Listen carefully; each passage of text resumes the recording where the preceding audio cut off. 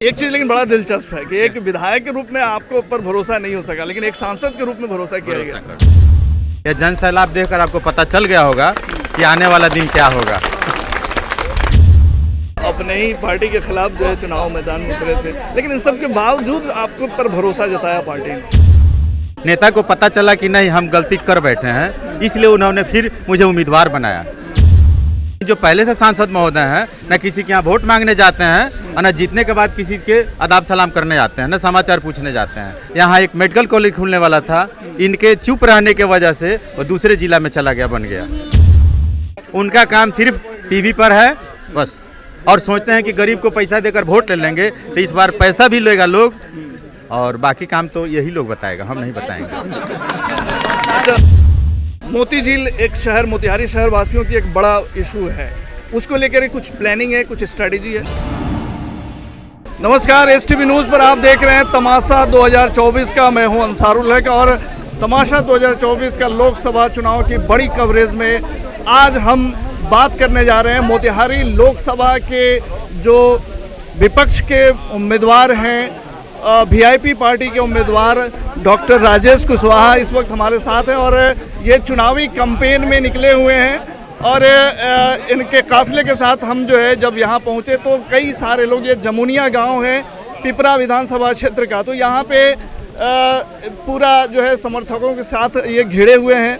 तो इनसे हम जो चुनावी कैंपेन है इस मुद्दे पे बात कर लेते हैं। डॉक्टर साहब, बहुत बहुत आपको बधाई सबसे पहले कि आप जो है पहली जीत तो आपने दर्ज कर ली, क्योंकि बड़े बड़े सूरमा का नाम आ रहा था कि इस मोतिहारी लोकसभा, पूर्वी चंपारण लोकसभा सीट पे कि जो है किनको टिकट दिया जाएगा, लेकिन आपको जो है पहली बड़ी कामयाबी मिली कि आप पर जो है महागठबंधन ने भरोसा जताया। इसके लिए आपको मुबारकबाद।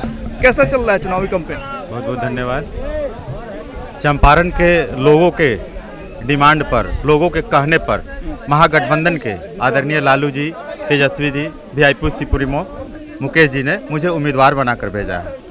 और जब हम चंपारण में आए हैं तो यहाँ कोई जातीय मतलब समीकरण नहीं है, सारा लोग, सारे समाज के लोग मुझे वोट कर रहे हैं। यह जन सैलाब देखकर आपको पता चल गया होगा कि आने वाला दिन क्या होगा। जन सैलाब तो आपके कैंपेन के साथ जो आपके समर्थक हैं तो वो चल ही रहे हैं। जातीय समीकरण की आपने बात कही तो आपका समीकरण तो बड़ा तगड़ा दिख रहा है। आप तो एक तरफ से कुशवाहा समाज को भी जो है साधा गया है और एक तरह से सैनी समाज को भी। तो क्या सैनी समाज या बाकी कुशवाहा समाज जो बीजेपी से इंटैक्ट रहता था, आपको लग रहा है कि उन लोगों का समर्थन? देखिए, मजबूरी में लोग वोट देता था, जब यहाँ का लोकल कोई उम्मीदवार नहीं हुआ करता था, इसके वजह से लोग वोट दे दिया करता था। हाँ।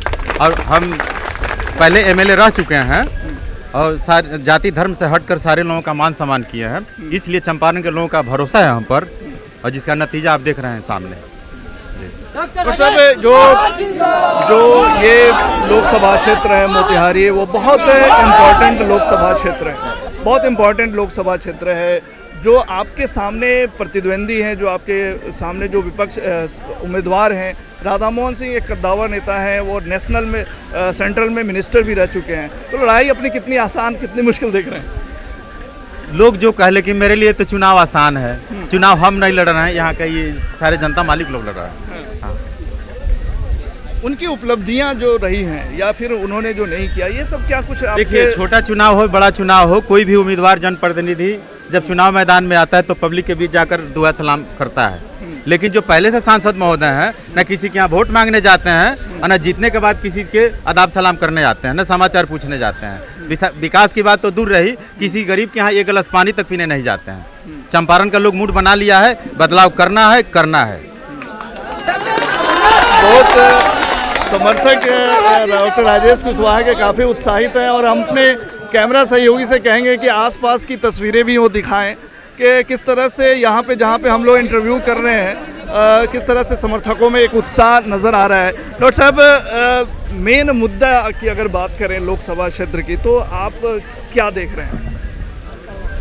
कोई भी जनप्रतिनिधि चुनाव जीतने के बाद उसको पब्लिक के बीच में जाना चाहिए, उसका समस्या सुनना चाहिए, समस्या समाधान के लिए संसद में उसका आवाज़ उठाना चाहिए। लेकिन पिछले सांसद महोदय ने अभी चंपारण का कोई भी जनप्रतिनिधि को 5 साल 10 साल मौका दिया जाता है, लेकिन इन्हें चंपारण के लोगों ने 25-30 साल मौका दिया, लेकिन चंपारण की समस्या पर इन्होंने संसद में एक भी आवाज़ नहीं उठाया। चंपारण की जनता उब चुकी है और मूड बना ली है कि इनको बदलना है, बदलना है। विकास के बहुत सारे दावे हैं वो जो है जिस विधानसभा क्षेत्र में हम लोग बात कर रहे हैं, पिपरा कोठी में जो यूनिवर्सिटी उन्होंने स्थापित किया, फिर रेलवे स्टेशन की वो बात करते हैं, लेकिन चीनी मिल कहीं ना कहीं एक कंसर्न रहता है लोगों का, और मोती जी दो तरह से विकास किया जाता है। एक सरकार अपने द्वारा खुद करती है, ठीक ना, और दूसरा जो जनप्रतिनिधि होता है, विधायक हो, एमपी हो, उसका खुद का फंड है, जो यही बगल के खैरी जमुनिया, इसी पंचायत की बात बता रहा हूँ, जहाँ अति पिछड़ा बहुत सारे लोग हैं। पता कीजिए कि कौन सा काम अपने फंड से किया है। पूरे चंपारण में अपने फंड से अगर किसी गरीब के मोहल्ले में अगर चापाकल हलवा दिए हो तो समझिए विकास हो गया, लेकिन उन्होंने कोई काम नहीं किया है। उनका काम सिर्फ टीवी पर है बस, और सोचते हैं कि गरीब को पैसा देकर वोट ले लेंगे, तो इस बार पैसा भी लेगा लोग और बाकी काम तो यही लोग बताएगा, हम नहीं बताएंगे। इस पंचायत में हम लोग हैं, पूरे चंपारण में इस पंचायत को उन्होंने गोद लिया था। अब बताइए किसी गरीब के दरवाजे पर आए हो, किसी का समस्या सुने हो, चाहे कोई विकास का काम किए हो, कुछ काम नहीं किए हैं। आप एक बतौर विधायक जो है भी रहे हैं, बीच में जो है चीज़ें गड़बड़ हो गई थी, आप जो है अपने ही पार्टी के खिलाफ जो है चुनाव मैदान में उतरे थे, लेकिन इन सब के बावजूद आपके ऊपर भरोसा जताया पार्टी ने। पिछले बार मेरा टिकट कटा विधानसभा में, तो नेता से चूक हो गया था। नेता को पता चला कि नहीं हम गलती कर बैठे हैं, इसलिए उन्होंने फिर मुझे उम्मीदवार बनाया। तो अब जो है पूरा भरोसा है नेताजी को? पूरा भरोसा है, जनता का भरोसा है, ऊपर के महागठबंधन के नेताओं का भरोसा है हम पे। एक चीज़ लेकिन बड़ा दिलचस्प है कि एक विधायक के रूप में आपको ऊपर भरोसा नहीं हो सका, लेकिन एक सांसद के रूप में भरोसा किया गया कर दिया है। इसको आप किस रूप में देखते हैं? किस रूप में? इसी जनता मालिक लोगों ने फोन कर बताया सारे गठबंधन नेताओं को कि डॉक्टर राजेश को ही उम्मीदवार बनाइए। आपका जो पेशा रहा है व्यक्तिगत, आपके जो वो उस पर हम थोड़ा सा बात कर लेना चाहेंगे। आप एक डॉक्टरी पेशा से आते हैं और साथ साथ आप राजनीति भी करते हैं, इन दोनों का बैलेंस कैसे कर पाते हैं? बैलेंस क्या बताएं, पहले भी हम एमएलए थे, उस समय भी अपना क्लिनिक चलाते थे, उस समय भी लोगों का सेवा करते थे, और उससे हट के भी सेवा करना चाहते हैं जो सेवा करेंगे। और 30 साल में बताइए चंपारण कहाँ से कहाँ चला गया होता है। यहाँ एक आयुर्वेद कॉलेज है, जो यहाँ के मंत्री भी हैं, भाजपा के सांसद भी हैं, कॉलेज बंद हो गया।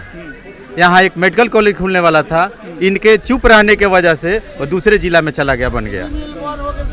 तो ये मैं आयुर्वेद कॉलेज की बात आप कर रहे हैं, कहने के मेरे ख्याल से आप भी वहीं के प्रोडक्ट हैं सर। हाँ।